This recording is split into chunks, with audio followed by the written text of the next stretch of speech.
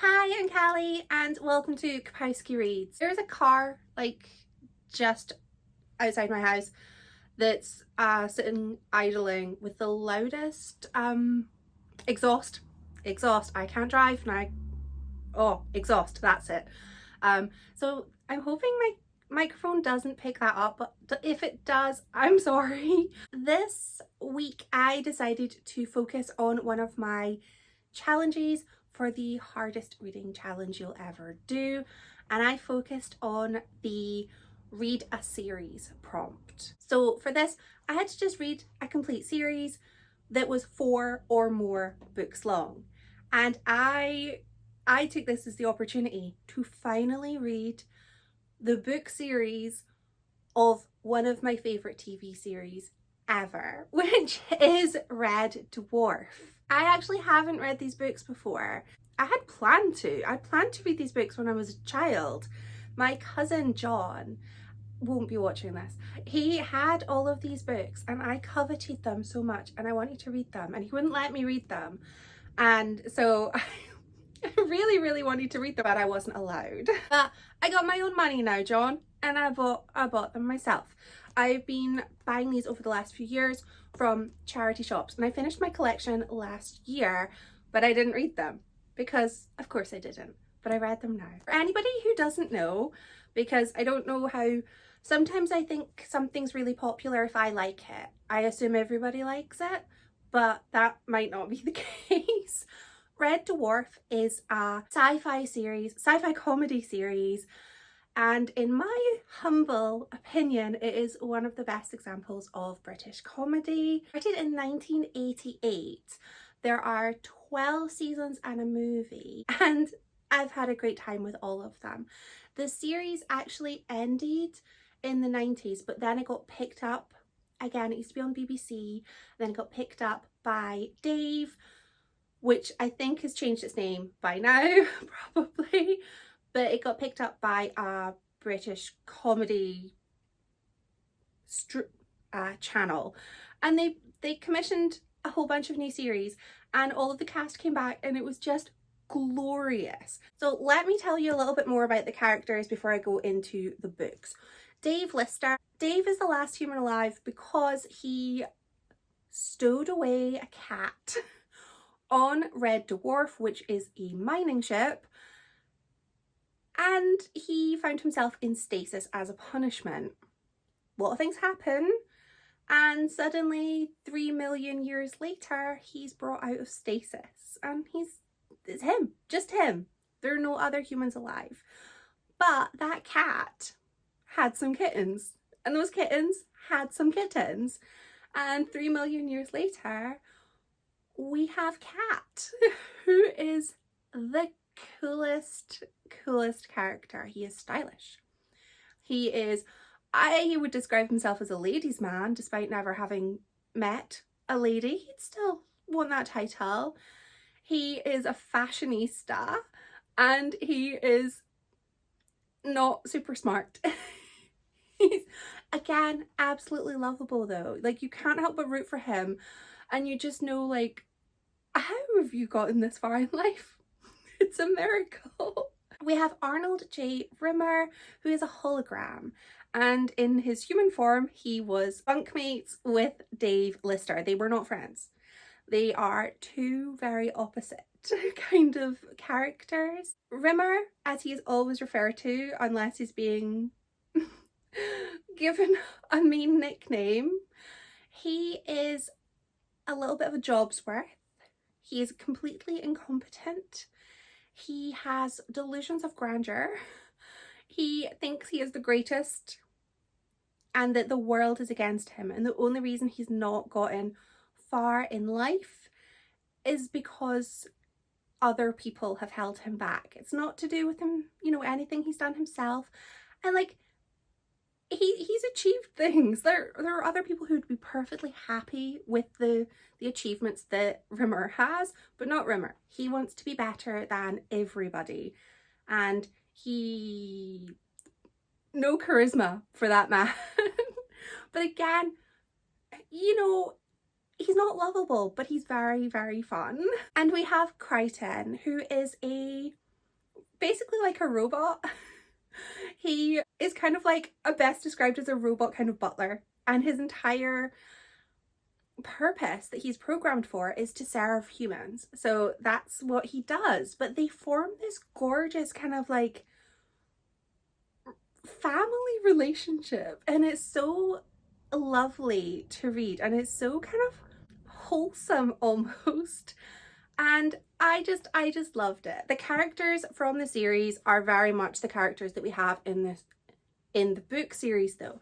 And I think that it really helped that the books came out after the TV series, because you've got these actual actors playing these roles, and it's easier, perhaps, I don't know, I've never written a book, but it feels like it's easier to write about these characters when they feel more real because you've seen them on TV. I think it's only fair to review the books a little bit separately. The first two books were a joint effort between the two creators who work together as Grant Naylor, and book one is Infinity Welcomes Careful Drivers, which is I feel that this is the perfect introduction to the series, because it does start with explaining how Dave Lister found himself on the Jupiter mining ship of Red Dwarf.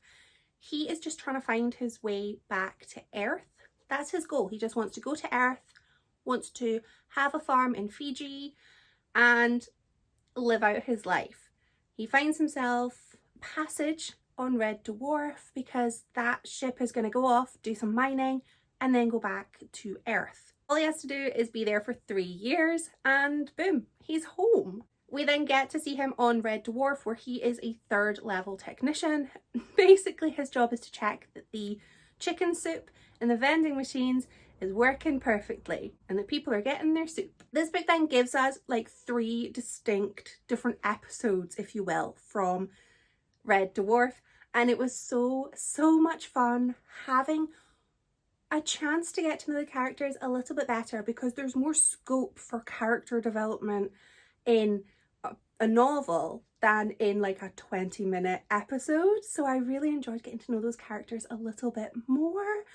And we have book number 2, which is Better Than Life. And Better Than Life is a virtual reality game where the like VR set actually like drills into your head, so you can't just take off of somebody, they have to want to come out of it. And in Better Than Life they get to have a chance to like live out their dream lives. And this book I found to be actually surprisingly like emotional, because Dave's dream life involved him being in a relationship with Christine Kachanski, who in the series was played by Claire Grogan, and I loved Claire Grogan. And he dated Christine Kachanski for like 2 weeks.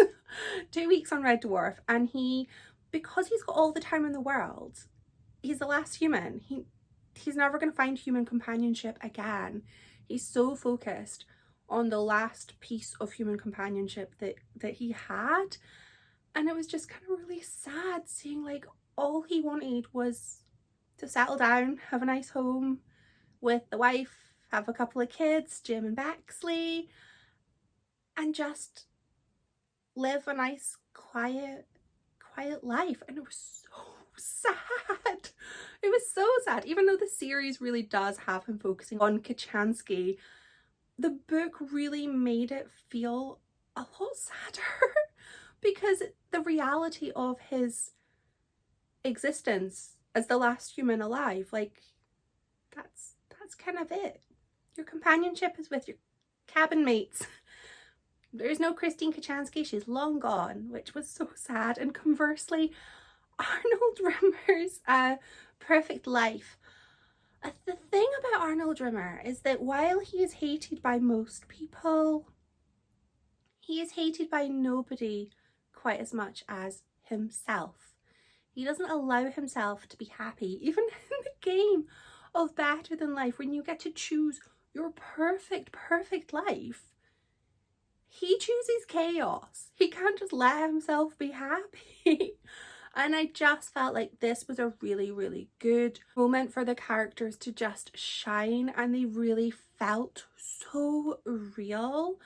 The book ended with one of my favourite episodes, which is Backwards. In the book, totally different to the TV series with regards to what happens in it, but the basic premise is that our characters find themselves in a world where everything's backwards. You talk backwards, you move backwards, you start life coming back from the dead, and you get younger and younger and younger and younger until you like crawl inside your mum to be turned into an egg. Let's not overthink that. But it was so funny, and one of the funniest parts of that actual episode is when Kat discovers what happens when you have to go to the toilet, and that was in the books. We then have something that I found to be so interesting. So both of these books are technically book 3 in the series because the authors split and did their own thing. Both of these books take place in the same time, but they are not the same book. It very much felt like in English class where you were given like, here's a plot, go ahead and write it, or here's a starter paragraph, finish the story.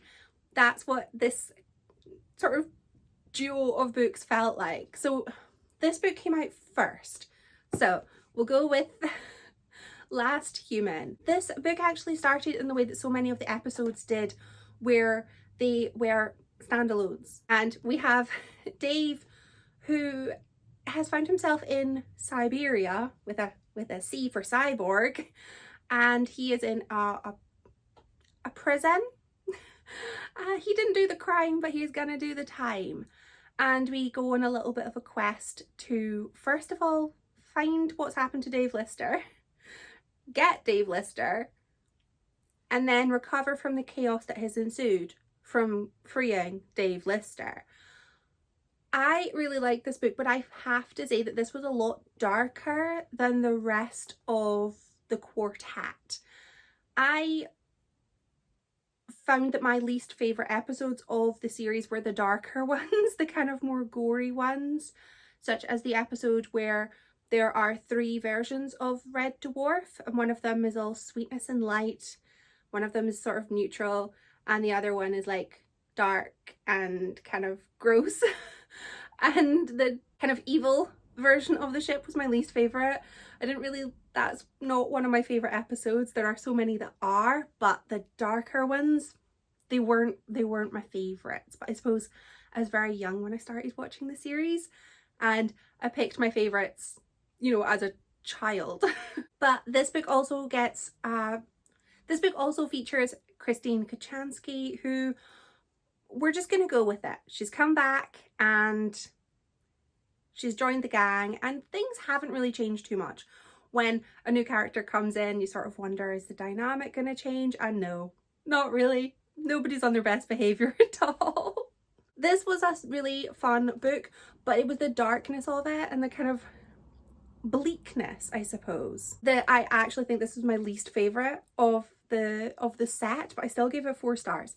So, I mean, least favourite, but still excellent. And controversially, I actually preferred Backwards as my continuation from books 1 and 2, because this starts immediately after book 2 ended, and it continued in the Backwards world, which I just loved. But additionally, not only did we have Backwards, which is one of my favourites, we got Ace Rimmer. Who is Ace Rimmer, you might ask? I will tell you.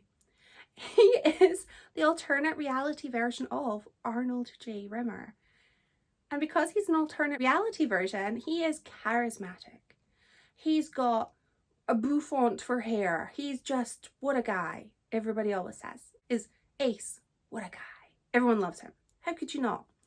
He's in this, and it was just so fun. It was so fun. I think that's why I preferred this, because it had so many moments from the series that were my favourites that were in this book, and I just loved it. It was just so, this entire series is just so fun.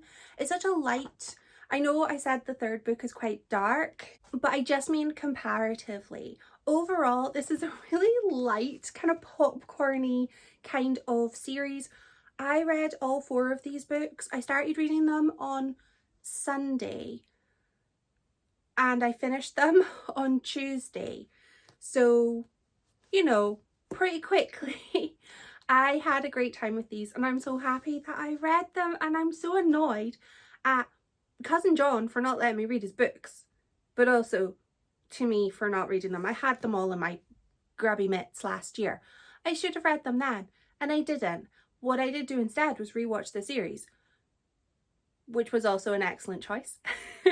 I just thought these were so fun, and I don't read a lot of sci-fi. I really like this kind of sci-fi.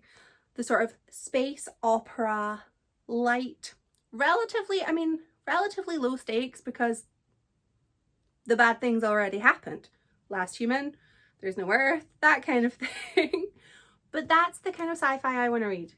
Comedic, light, fun, lovable characters, wacky storylines, and, you know, a lot of heart. I feel like these books really humanized the characters, made them feel more well-rounded, more lovable. And there's a cat outside, the cat across the street. She has the derpiest face and I love her. I'm the crazy cat lady on my street. But yes, absolutely love this series.